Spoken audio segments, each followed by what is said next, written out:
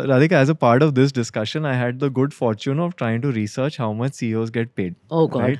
And the data points varied between 5 crores to 10, 15 Okay. crores a year. How does the CEO of an AMC compensation is structured? Like, tell us a little bit about that. So firstly, you can find out, guys, what all CEOs get paid if you have a folio number. So you can just go to anyone's website and get it. It's the law, so there's no secret about it. How do CEOs get paid?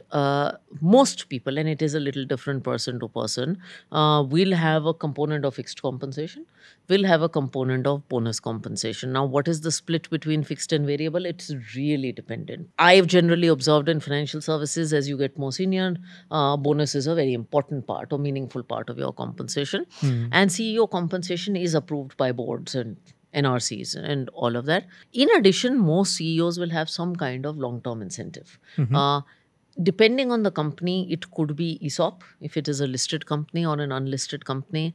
It could be shadow ESOPs, which are long term incentive plans, but something linked to the performance of the company that is deferred that you get as compensation is a third part. So, for most people, these are the three parts of compensation. And is there a part which is getting reinvested back into your mutual fund?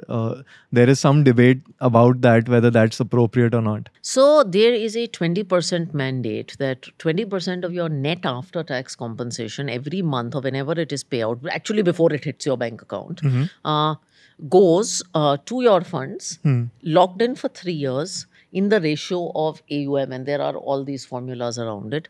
I think we must be the only industry in the world to have this. It's like telling you if you make biscuits, you have to eat biscuits as 20% of your diet. So it is a form of skin in the game. In general, globally, asset management professionals are definitely encouraged, in some places mandated, to have some portion of compensation in their funds. In the hedge fund space, mutual fund space, it's a lot more rare, but I think India has that. There has been a lot of debate about that rule since it came out.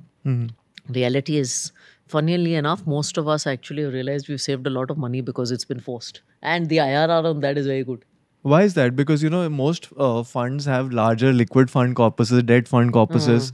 We don't actually. We're lucky. So you're lucky, but in general, That could be that could hurt. An AMC CEO's money is going into liquid or debt funds and getting locked in there for 3 years. And the debt fund stuff is not so ideal.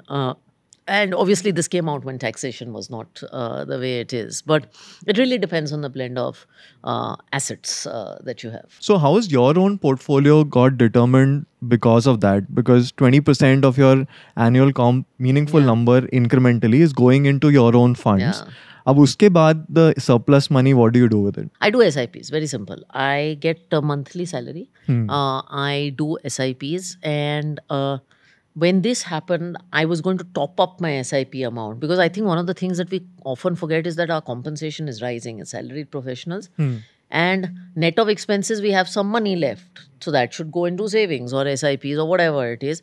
We don't realize our compensation is growing and we haven't changed our SIP amount. So when this happened, I just adjusted my SIP amounts. So that's what I did. I do SIPs. I can tell you the funds I do SIPs into. I do SIPs into balanced advantage funds, into mid-cap funds, small-cap funds, select international funds, and one passive fund. That's basically it. Maybe about 8-10 funds in my portfolio that I do SIPs into.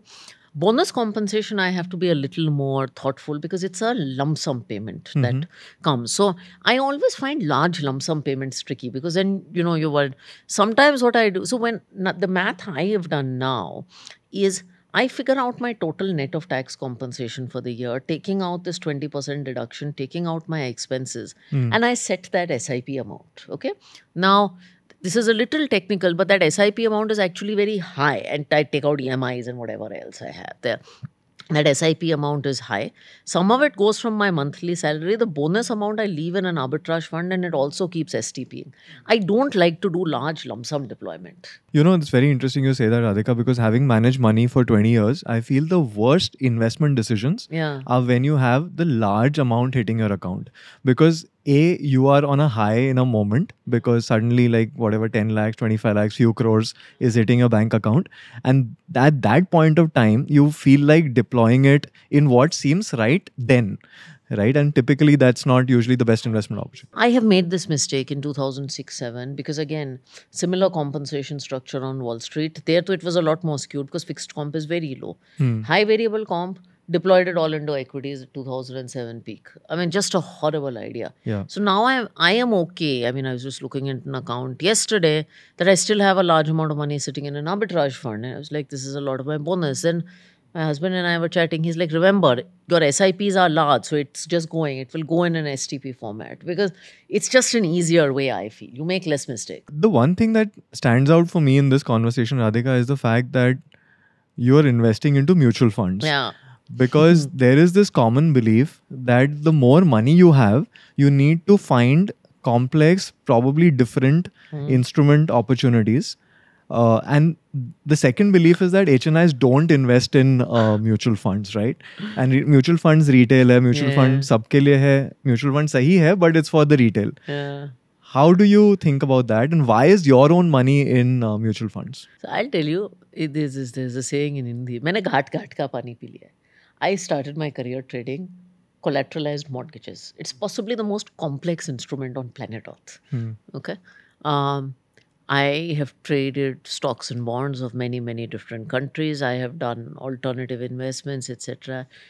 And I have realized that for the return on effort, and I value my time because I have very little of it. For the return on effort, there is nothing as good as a mutual fund. You choose the funds, and what people forget is there's so many options, right? You choose the mutual funds that work for you and you build a portfolio. Mutual funds are like Lego pieces. You can make as complex a puzzle as you want for your needs, or you can make a simple ship like I make for my son. But they solve the problems of everyone. You're saying HNI, I met a prominent investor who's a disciple of Warren Buffett. And he finally said, after experimenting with everything else, he's gone back to doing mutual funds. So forget me. Yeah. I think it is just much simpler. You know, I'll share a stat. I do an SIP into a balanced advantage fund. My KGAR, 7-year SIP, is 14.5%. Which means money is doubling every 5 years. And then I supplement it with mid-cap funds, small-cap funds, all of that. I'm saying, what more do you want? I doubt, with due respect, if many people check the return on their portfolio, they would do so well. Yeah, it's interesting. And because right now there is In fact, I run away. People come to me with all kinds of, oh, you are an HNI, you are so prominent in media, you know this, here's a complex fund for you. And I'm like, no, I run away. It's amazing you say that.